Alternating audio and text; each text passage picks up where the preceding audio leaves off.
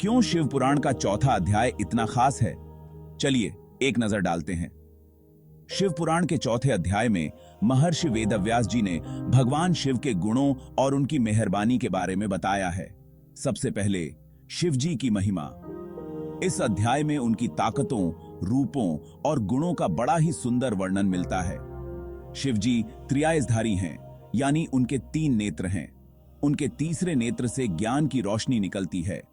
दूसरा, भक्तों पर शिव जी की कृपा। शिव पुराण में बताया है कि भगवान शिव अपने भक्तों की सुधि तुरंत लेते हैं और उन्हें आशीर्वाद देते हैं।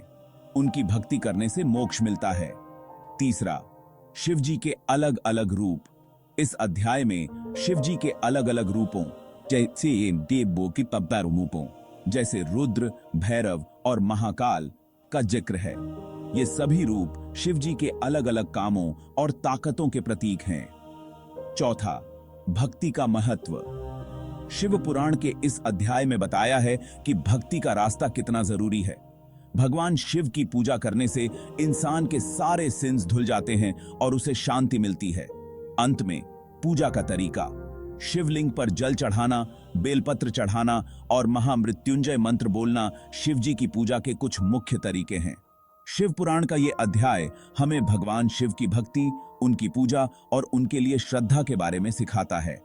इससे हमें शिव जी के अनोखे रूप और उनकी भक्ति का असली मतलब समझ आता है। धन्यवाद।